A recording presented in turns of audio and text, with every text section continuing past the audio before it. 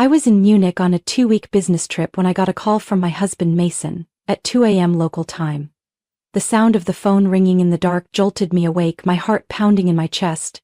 I thought something urgent had happened back home, maybe something about his mother's health. She lives in San Diego. But what I heard after I picked up the call shattered my world into pieces. "Diana, I'm calling to tell you something. I want a divorce." I was speechless. For a moment my mind went blank. Every word he said echoed like someone had punched me in the chest, knocking the air out of me. "Come again," I whispered, my voice trembling with shock. "Mason, you're joking, right?" He sighed, but not the tired kind. It was cold, indifferent. "I'm not joking. You probably didn't notice, but I'm with someone else now. She's younger than you, cuter than you, and we have a child, a baby girl. I want to be with them, so let's get the divorce done quickly." I said nothing. I couldn't speak. It felt like I'd just been pushed off a skyscraper, free-falling through the air. Mason didn't seem to care about my shock. His voice went on, calm and ruthlessly casual. "I already sold the house and the car, everything's done, I just called to let you know, so, goodbye." I heard the call disconnect, abrupt, ice cold. I just sat there, in the upscale hotel room my company had booked, still clutching the phone like it was the only thing keeping me from completely falling apart. The cold spread from my palm, through my chest, down to my toes. I stared at the dark screen, where Mason still appeared on the most recent call log. I couldn't believe what had just happened. No signs, no warning, just a middle-of-the-night phone call, and he wiped out everything. 5 years of marriage. The house we chose together, the car I drove on weekends, the evenings we spent cooking side by side in the kitchen. Mason really thought I'd fall apart, that I'd beg him to come back in tears. But he picked the wrong woman. I took a deep breath. In my mind, the pieces started to fall into place. The late nights he blamed on meetings, the way he hid his phone, smiled while texting. I'd suspected things, but never imagined this. I didn't call back. I didn't cry. I sat quietly in the dark, the streetlights casting cold, thin lines through the curtain onto the wall. My heart ached, but in that pain something else was rising. A sharp, terrifying clarity. If Mason thought he could destroy me with one phone call, he was in for a surprise. I wasn't going to quietly disappear from the life of a man like that. I set my phone down, got up, and started getting ready for the next workday. Work was the only thing keeping me grounded at that point, but in my mind I had already started mapping out the first steps of a plan not just to walk away from Mason, but to take back everything he thought he'd stolen from me. I came back from the business trip on schedule, no changes, no early returns, no warnings. I didn't tell anyone, not even my mom or sister, about the midnight call. For the remaining 2 weeks in Munich I worked hard, as if nothing had happened. I still finished every proposal, shook hands with clients, and smiled politely during tense meetings. But inside me, something had fundamentally changed. A door had closed, and I had no intention of ever opening it again. When the plane landed at Dallas Airport, I walked out of the business class cabin with confidence, pulling my sleek black suitcase, my face showing no emotion. I'd had plenty of time to sort out my feelings, to calculate exactly what was mine and how I would get it back. I didn't go straight home. I went to the bank instead. The $2 million house Mason claimed he sold was actually under my name. So was the silver SUV he used to drive us on weekend trips. I was always the one handling the paperwork, the loans, everything tied to my name, partly because I was practical, partly because Mason hated dealing with financial stuff. He always said, "You're good at this stuff, I get overwhelmed." I did it all, and now I knew exactly what to do. At the bank I requested a temporary freeze on our joint account. Then I visited the lawyer who had helped me with the purchase of my first home. I told him everything, the phone call, the confession, the baby Mason mentioned. The lawyer simply nodded and said, "We're going to handle this in a way he won't see coming." That afternoon I went home, or rather, to the house Mason thought he had already sold. The lights inside were still on. I stepped in, careful not to make a sound, and there he was, lounging on the sofa, legs propped up, remote in hand, expressionless. He didn't even realize I was standing right behind him. "Mason," I said, not loudly but loud enough to make him jump. He turned around sharply. The first expression was shock, then annoyance, then finally, confusion. "Diana? You're back already?" I walked in, placed my purse on the table, took off my coat. Same schedule as before. I just didn't tell you in advance. He stood up, still holding the remote. Well, you know what I said. I didn't mean to hurt you. I just thought you should know. I didn't answer. I opened the cabinet, pulled out a white envelope and handed it to him. This is the completed divorce paperwork. I only left the signature part blank for you. I've got a copy ready for court and I already have an appointment with the lawyer. Everything will be finalized within a month. Mason's eyes widened. He opened the envelope, looked at the pages. Wait, when did you prepare this? I looked him straight in the eyes. The moment I realized the man I married wasn't the man I used to love. He stammered. Diana, you say that like you're not even hurt. I smiled lightly. Oh, it hurts, but hurting doesn't mean I'll let myself be dragged through the mud. Mason gripped the papers tightly, clearly unsettled. It seemed in his mind I was still the quiet, forgiving wife. But now I was standing here, calm, steady, and not letting him touch any part of the life I had left. And one more thing, I said, opening the desk drawer and pulling out a stack of documents. This is the evidence I gathered about your affair. I hired a private investigator. There are photos, audio recordings. If you think you can walk away without consequences, you might want to read this carefully. Mason sank into the chair, his hand trembling. You spied on me? No need to. You left too many traces, and I'm not the kind of person who waits until she's pushed off a cliff to fight back. I walked upstairs, leaving him there, pale-faced. That night I slept soundly in my own room for the first time in months. I knew storms were still ahead, but one thing was certain. From now on, I was the one in control of the wheel, and Mason, whether he liked it or not, would have to face the consequences of what he'd done. My name is Diana Brooks. I'm 37 years old, and I'm the director of market development at a tech company headquartered in Austin, Texas. It's the job I dreamed of since high school, working in a global environment, speaking multiple languages and constantly learning. To get here, I gave up a lot. College parties, long vacations with friends, and countless evenings alone in a small apartment while others settled down. I used to think I could spend my whole life focused on my career. But then, one June day 7 years ago, I attended the wedding of a former colleague. The party was held at a vineyard outside the city, a romantic setting, twinkling lights, soft music. I still remember the feeling when I first saw Mason, wearing a white shirt, blazer slung over his shoulder, holding a glass of champagne, standing alone in the corner of the patio. You tired of all those long speeches too? He smiled, his eyes lighting up as I happened to stand nearby. I laughed and nodded, can't deny that. We talked the entire evening. He told me he was a manager at a small furniture distribution company, not a high-paying job but stable. He was funny, gentle, and had a way of making you feel truly heard. Compared to the busy, ambitious men I usually met in my field, Mason felt real. I never thought I'd date someone 8 years younger than me, but it happened.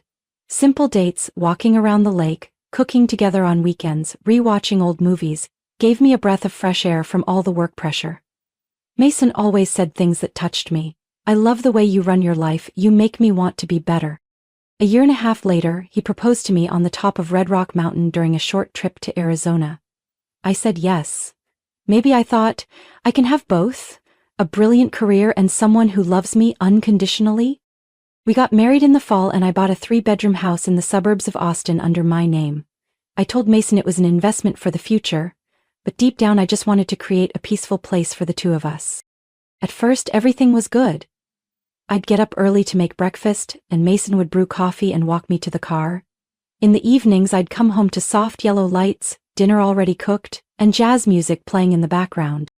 But then, small things started to change. Mason rarely cleaned and almost never touched the laundry. He said, I'm not used to doing this stuff. When I lived with my mom, she did everything.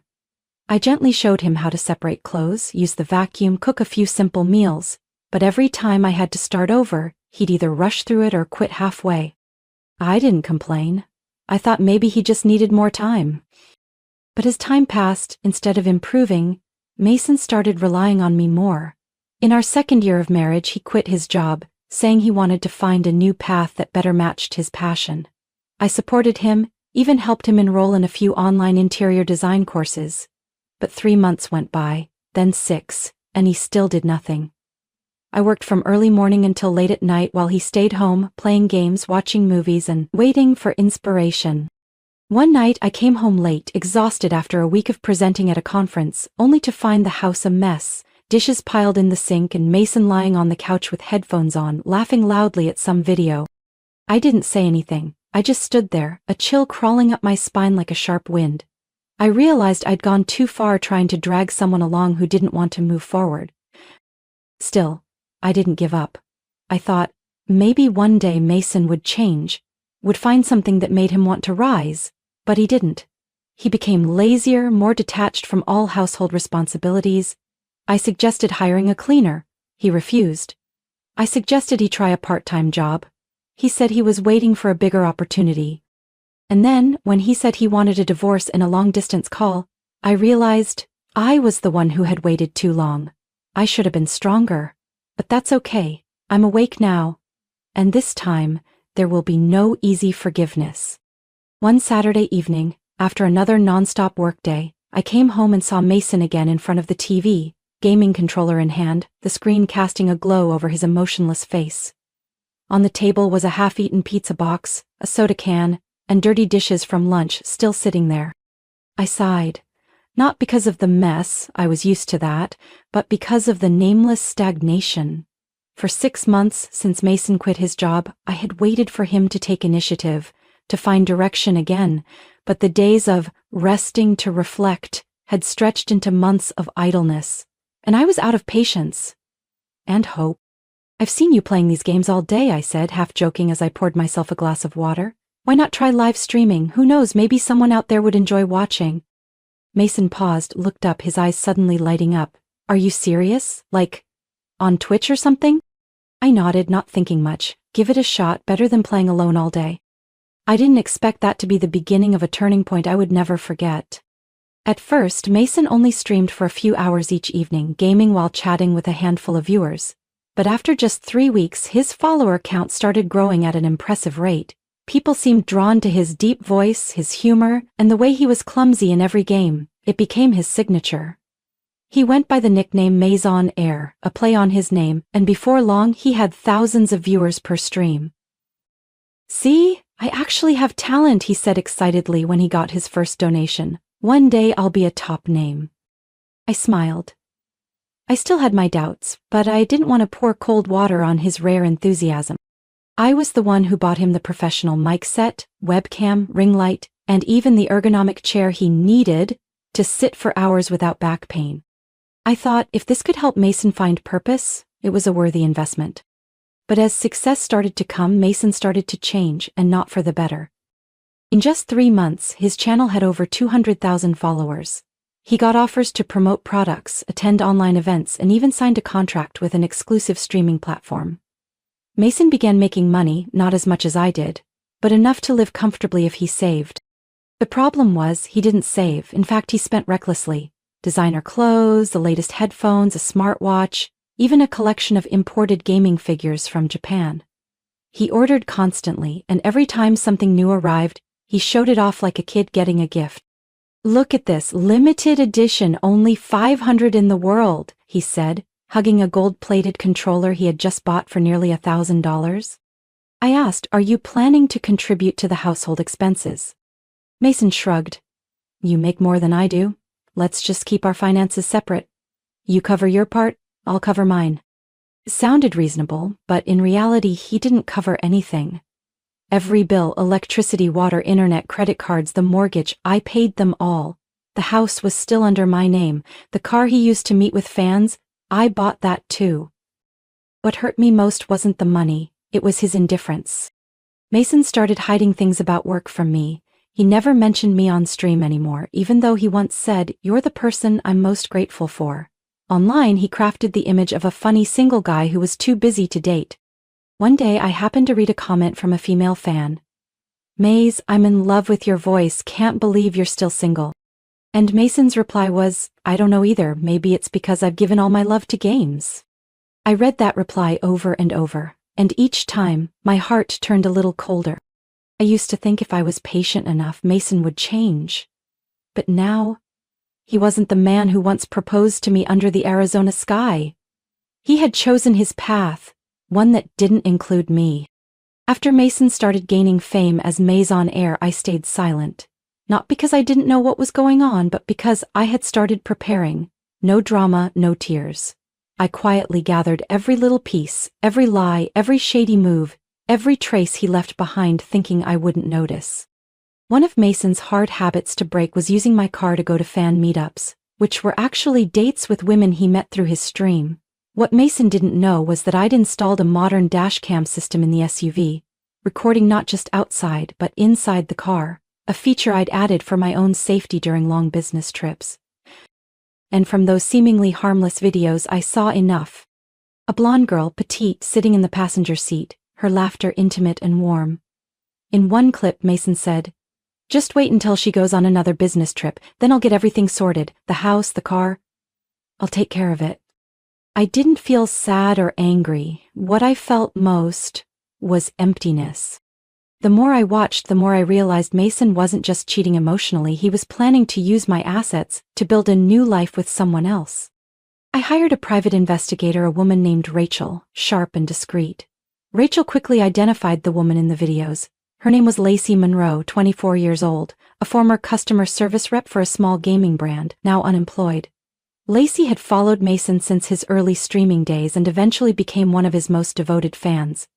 Their relationship started with private messages, turned into meetups, and finally into weekend getaways Mason lied about as community events. Rachel gave me a series of photos of Lacey and Mason at a small hotel in Houston, holding hands, laughing like they were the only two people in the world. In one picture, Lacey rested her head on Mason's shoulder, holding a hospital file labeled prenatal consultation faintly in the corner. When I showed that photo to my lawyer, he simply nodded. "You don't need to say anything more. With this much evidence, we can protect all your assets and push him out of everything." I started taking action. First, I changed every lock in the house, front door, garage, smart home system. I knew Mason liked using the app to enter the house, so I also revoked his access rights. Next, I hired a professional security company to install a tracking device and an anti-theft lock on the SUV. The car was still in the garage, but this time without my fingerprint or the PIN I set up, it wouldn't move an inch. Then, I went to the bank. I transferred all my salary, savings, and stock accounts out of the joint account, the one I had once opened, in hopes that we'd manage finances together after marriage. All the bills I had quietly paid, utilities, internet, credit cards, I stopped them entirely. I also contacted the power company to switch the account to my name and revoked Mason's access to all services tied to the house. And finally, I printed out every detailed statement, every item Mason had bought using my supplementary credit card, from the $1,500 gaming chair to the so-called urgent flights to Los Angeles, that I knew had nothing to do with work. I didn't say a word to him, no anger, no confrontation. I let everything play out like a row of dominoes I had already lined up. When I headed to the airport for a 3-week business trip to Seoul, a trip I had planned for months, I left a short note on the kitchen counter. "If you need anything, contact my lawyer. And if you want to play the abandoned husband role, be my guest. The door's locked. So is the car. And the easy life you used to have? That's over." I closed the door, carrying just one suitcase and a calm smile. Behind me was a house, locked tight. Ahead of me was a flight to freedom. But I knew the real show would begin when I returned, because Mason thought he was in control of the game. But he had no idea. I was the one who planned every move from the start. The 3-week work trip in Seoul passed with an oddly steady rhythm. I threw myself into meetings, negotiations, and expansion plans for our Asia branch, as if nothing had happened. Yet every night back in the hotel, I opened my laptop to check the security cameras at home. The house was quiet. No one got in. The SUV remained untouched in the garage. And I knew Mason was starting to suffocate in the very independent dream he once bragged about. I booked a red-eye flight to avoid attention, but somehow Mason still found out my schedule. As I walked out of the Dallas International Terminal, rolling my suitcase past the crowd, I heard a familiar voice, sharp as a blade. "Deanna." I stopped and turned. Mason was rushing toward me, face flushed red, eyes blazing. He was wearing that expensive hoodie I once bought for him, now wrinkled, and he no longer looked like the successful streamer he used to be. He blocked my path, panting like he'd run a marathon. Sirs, what the hell did you do? I tilted my head, calmly, like someone being wrongly blamed for something trivial. I'm not sure I understand. What are you referring to? You know exactly what I mean, Mason growled. Locks changed, car locked, bank accounts moved. I can't get into the house, the car won't start, even the credit card I used got declined. I had a meeting with a real estate agent yesterday and I stood there like an idiot outside the house, couldn't even open the door. I set my suitcase down and crossed my arms. People passing by started to glance over, but I didn't care. I'd been waiting for this moment for 3 weeks, honestly, for years. You were planning to sell the house? I raised an eyebrow. That's odd, because according to the title, the house is in my name. All the documents are in the safety deposit box at the bank. Mason's eyes widened. But I lived there. I'm your husband. On paper, I smiled, the kind of smile that made him hesitate. But property ownership? That's not tied to marriage unless there's joint documentation. Remember when you said, just let me know what to sign? You're better at this paperwork stuff. Mason's face shifted from red to pale. His mouth opened but no words came out. And the car, I continued, my voice light as air, also in my name. I installed a tracker and remote lock. When I activated the security mode, the entire system shut down. Of course, you couldn't use it. You did all this just to get back at me? He hissed. I shrugged. I did it to protect my assets, from someone who openly has a mistress and is planning a new life without even informing his legal wife. Honestly, you should be grateful I'm being this polite. Mason stepped closer, lowered his voice, but the fury was still in his eyes. Diana, if you keep acting like this, people are going to see who you really are. I didn't step back. I looked straight at him. You should be more worried about people seeing who you really are. I pulled out my phone, opened a preloaded video clip and held it up for him. On the screen he was in the car, hands on the wheel with Lacey, the blonde girl who once called him my hero, in the passenger seat. They were laughing, completely unaware that every move was being recorded from an in-car angle. I looked at him, my face emotionless. The dash cam records audio too, remember? Everything you and she said? About waiting for me to leave town so you could sell the house and using the money to buy a new place. It's all saved. Mason took a step back, his face ashen. You came back just to humiliate me? No, Mason, I came back to end this, and to remind you who actually built everything and who was just clinging to someone else's success. He looked like he wanted to say something but then fell silent. A few people nearby began whispering and pointing. I figured the rumors about his secret relationship with Lacey were starting to spread online. I pulled my suitcase and walked past him. As I passed, I paused, speaking low but clearly. I've sent all the evidence to my lawyer. And if you block my path one more time, the next person you'll be talking to is the police. I didn't look back. I didn't need to see his expression one more time. Ahead of me was the cool Texas morning, a waiting taxi and a whole new life I was about to start, this time with no baggage. And absolutely no Mason in it. I stepped into the taxi, gently pulling the door closed behind me. The driver asked where I wanted to go and I simply said home. But deep down I knew, the home I was returning to wasn't a place to rest. It was a battlefield I needed to clear before I could begin again. And I knew Mason wouldn't give up easily. I arrived late in the afternoon. The Texas air was still, like it was holding its breath before something erupted. As soon as I stepped inside, I wasn't surprised to find Mason sitting in the living room, eyes wild, head in his hands, face blank. He'd apparently snuck in by getting an old spare key from someone. It didn't matter. I didn't feel violated anymore, just exhausted by his endless nerve. I'm not leaving, Mason said as I walked past. I have rights, we're not officially divorced yet. I set my bag on the table, opened my laptop, not even looking at him. Then let's clear things up right now. I opened a folder I had carefully prepared. There are a few things you need to see before you keep playing the victim. I turned the screen toward Mason. He glanced at it, then immediately went pale as the car video played, showing him holding hands with Lacey, exchanging sweet words, and especially the part where he said, as soon as she goes on another business trip, I'll sell the house, we'll have enough money to start over. Mason swallowed hard, about to speak, but I held up my hand. I'm not done. I opened another file, photos taken by Rachel, the private investigator. Clear, detailed shots. Lacey holding hands with other men, Not just one, but at least 3. One of them was taking her to a prenatal consultation at a clinic in North Houston. The photo was taken from a distance but clear enough to see. That man was not Mason. You said she was the only one who truly understood you, that she really cared about you, I said, my voice calm like I was reading a financial report. But did you ever stop to think that someone who truly loves you wouldn't say, "Hurry up and get divorced, I want you to be my husband before the baby's born," while still holding hands with someone else? No way, Mason whispered, backing away like someone had shoved him. Lacey told me. I was the first one who made her feel safe, she said. She was sure the baby was mine. I gently pulled another stack of papers from my bag and laid them on the table. Preliminary DNA screening report. The man who took her to the appointment? Another streamer named Ethan Wells. And according to the information we've gathered, they'd known each other long before she ever met you. Mason sat frozen, lips moving but no words coming out. There were no excuses left, no justifications. Everything was crystal clear.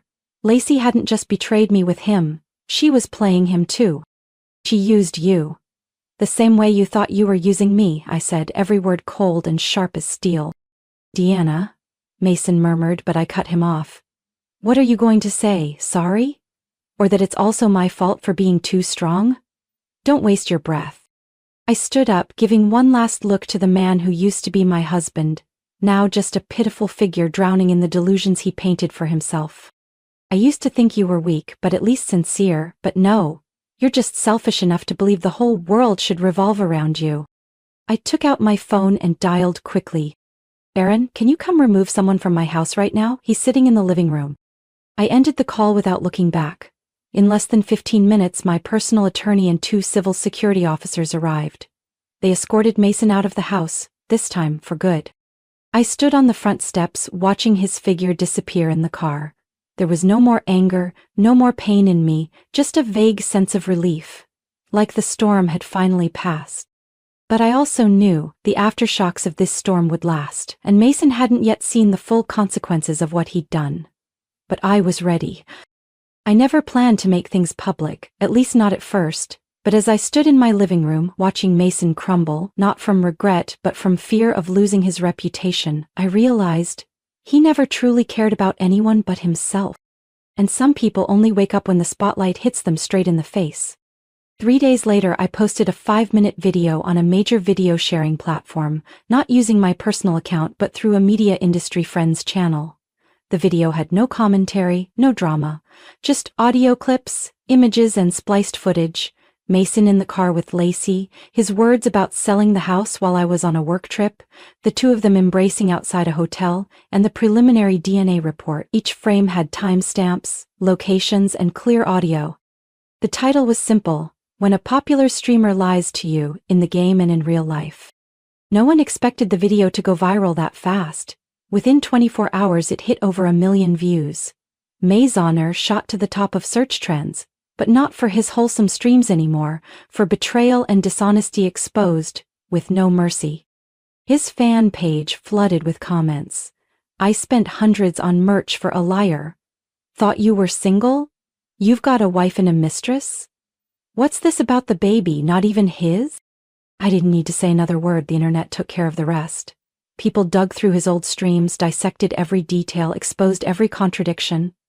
Several brands that once sponsored Mason terminated their contracts that same week. A major gaming company even issued a public apology for partnering with him, stating, "We do not condone personal misconduct that impacts the community." The collapse happened so fast even I was surprised. Saturday night, as I was working in my temporary apartment in downtown Austin, the phone rang. I recognized Mason's number immediately. I had blocked it but temporarily reopened a communication line for legal procedures. I picked up but said nothing. His voice came through, trembling. "Diana, please, I have nothing left." I stayed silent. My fans are gone, sponsors dropped me, everyone online is tearing me apart like I'm some kind of monster. I can't even leave the house, can't bring myself to go live.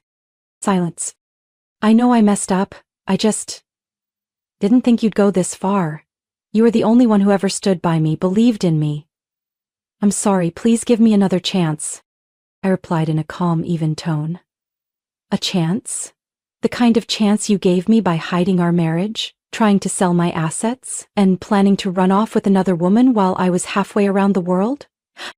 He choked. I didn't think Lacey would betray me. I didn't let him finish. Mason, you didn't think anything. You just thought you were smarter than everyone else. There was another pause, then I said, from now on all communication goes through my lawyer. If you keep calling me directly, I'll take it to the authorities. But I love you, he whispered like someone drowning. I looked out the window, the Austin night skyline glowing with city lights. I smiled, this time with no bitterness. No, Mason, you don't love anyone. You only love having someone who'll do everything for you. I hung up. 2 days later, Mason held a livestream called The Final Apology.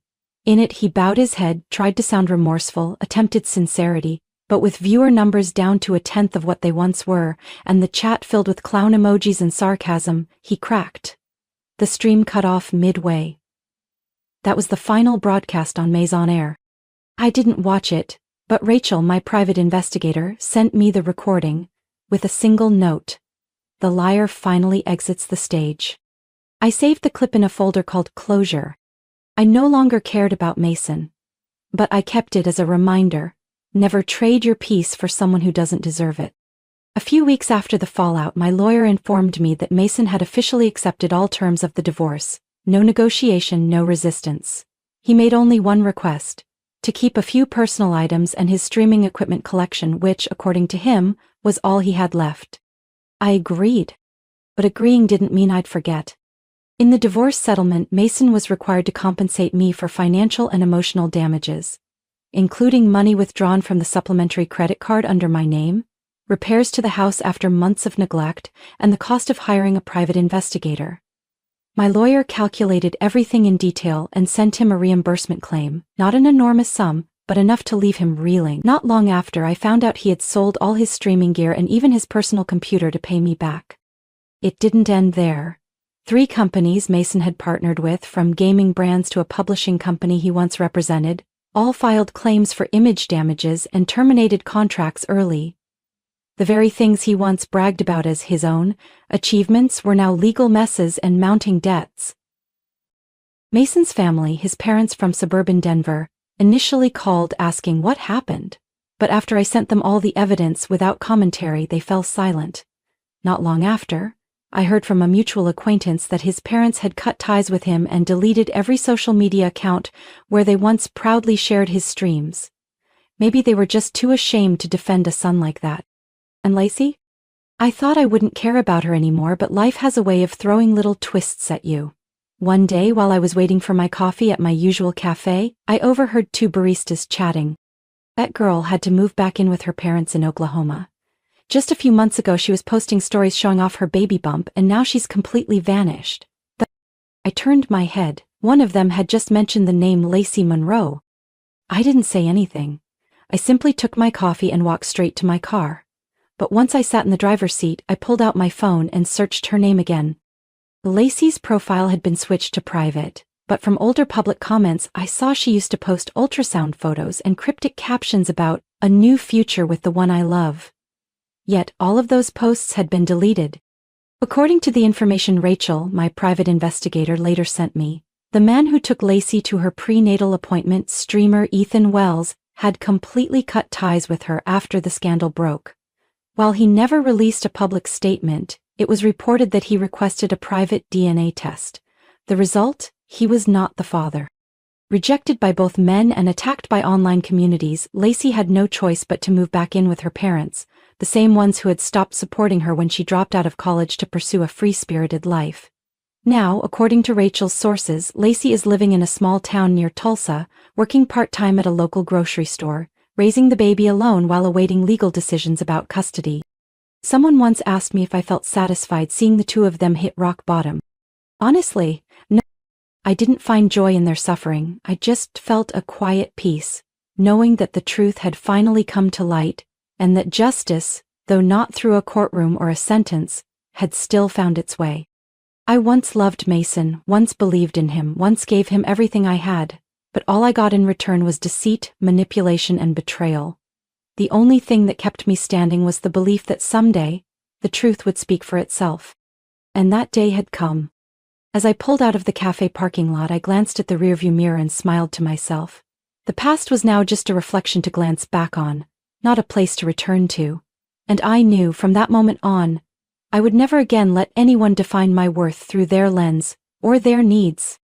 It took me nearly 2 months to wrap up all the legal matters, sell the old house, finalize the asset transfers, and sort out everything tied to Mason. When it was all done, I stood in front of the home I had once poured so much hope into.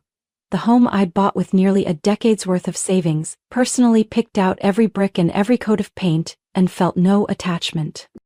That place was now just an empty shell of memories, once full of promise but later built on lies.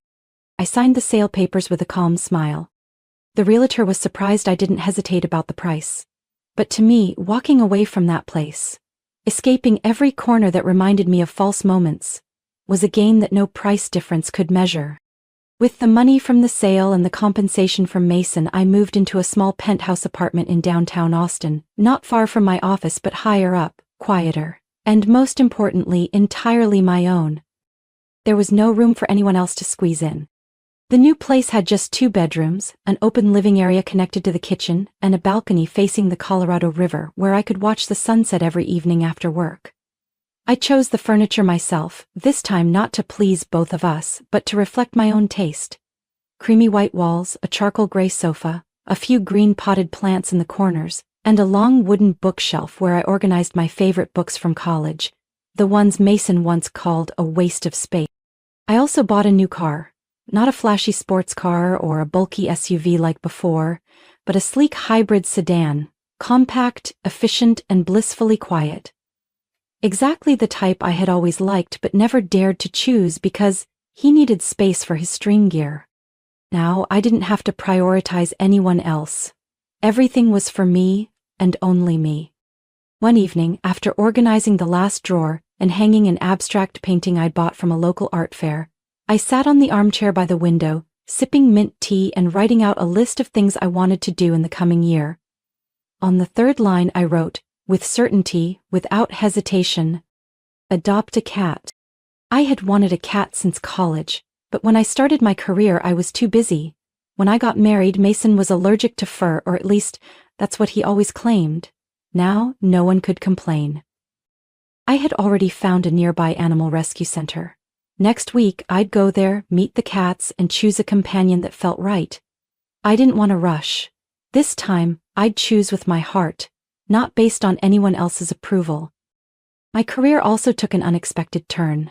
When word of my divorce reached the board along with whispers I knew were inevitable, I thought it might affect me.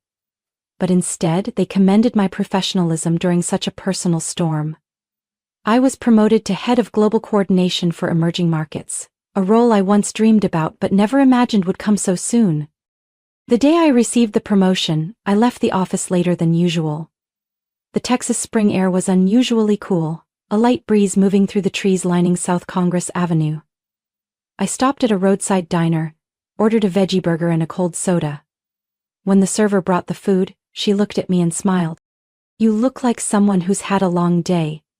But the kind worth remembering, right?" I smiled and nodded. "That's right. A long day, and one worth living." That night I went home, turned off my phone, played soft jazz, and laid back on the lounge chair on my balcony, eyes on the starry sky. For the first time in years, I didn't feel like I was waiting for anything anymore. I wasn't waiting for someone to come back, I wasn't waiting for a text, I wasn't waiting for an explanation. I was only waiting for peace. And finally it had come, quiet, gentle, but as profound as the first breath after surfacing from deep water. I knew, from here on out, no matter how many challenges lie ahead, I would never lose myself again. Life doesn't always go as we hope, but it's in the stumbles that we learn how to rise stronger. I once gave up everything for someone who didn't deserve it, but in the end I reclaimed it all, in my own way. Now, I don't live to please anyone else. I choose to live authentically, honoring the peace and freedom I fought to reclaim. Happiness doesn't come from someone else giving it to you, it comes from the choices you make every single day. What do you think about Diana's journey?